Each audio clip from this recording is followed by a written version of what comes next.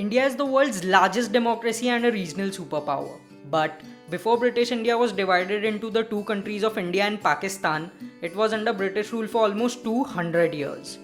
Although the official British rule under the Crown lasted close to 200 years, the English East India Company had controlling powers in the subcontinent years before that, and the British weren't very good at ruling. They required brutal force and sparked internal conflicts just to remain at the helm of the most valuable colony of the Crown. These long years under the British rule brought numerous conflicts, transformations, and unprecedented change to the Indian society that is reflected even today. From Mahatma Gandhi's Dandi March to protest the salt tax to the 1857 mutiny, India struggled for a long time to get rid of its colonizers. And among these stories of courage and valor, many others have been forgotten by the masses or go unnoticed. And that's what this mini-series is about. At the stroke of the midnight hour, when the world sleeps, India will awake to life and freedom.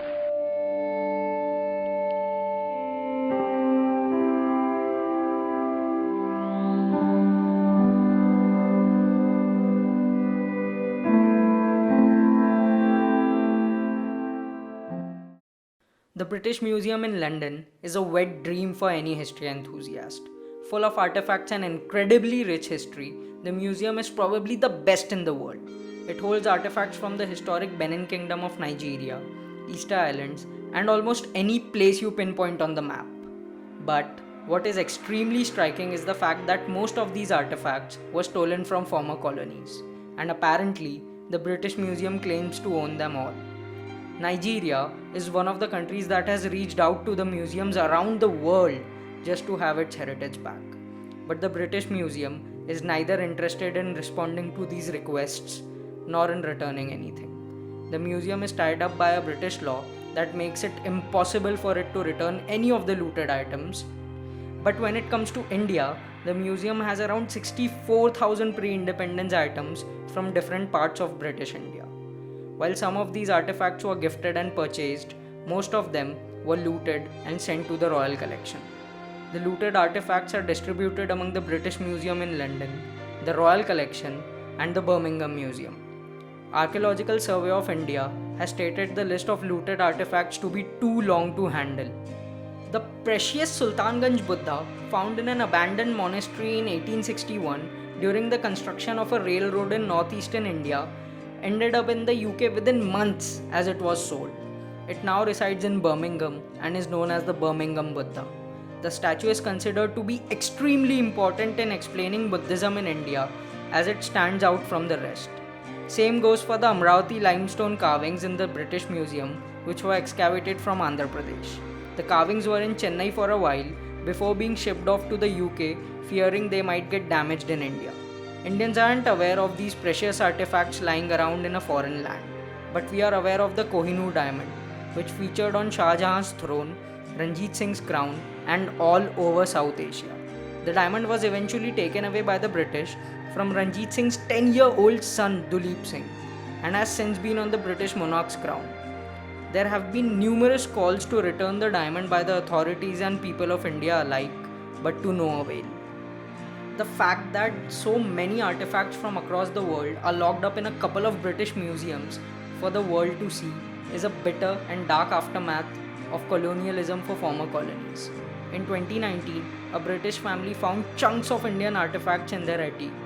These were passed through generations for over 220 years and brought to the UK after the 4th Anglo-Mysore War. Among those artifacts was the gun used by Tipu Sultan in his aforementioned last battle. The gun has a tiger design and a musket mark, which arguably led to his death.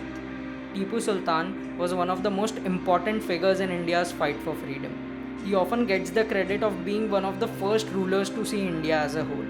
These artifacts were eventually auctioned despite being looted from Tipu's castle after the battle. There are many such stories where families ended up with artifacts worth millions. Some offered to return them, but most went to auction. In 2016, amid India's rigorous efforts and bilateral relations over the years, the US offered to return 200 artifacts of the pre-independence era in their museums. Unfortunately, only 17 of them made it back to India. India's External Affairs Minister S. Jaishankar has estimated the cost of Indian artifacts in foreign museums to be around $45 trillion. The fact that most of those artifacts are priceless can make that number go up easily. In 2016, David Cameron said that the Kohinoor Diamond will stay put in the Tower of London, which might or might not have been a political move for all we know, but it certainly is an imposing comment on a former colony's possession his country stole. France has been the only country willing to return what they stole. In 2018, French President Emmanuel Macron stood out from the rest and assured Nigeria that their stolen artifacts will be returned. The British Museum seems to be living in a bubble, as it presents itself to be the representative of the history of the world. In reality, it's way behind time and a representative of the brutal colonial era.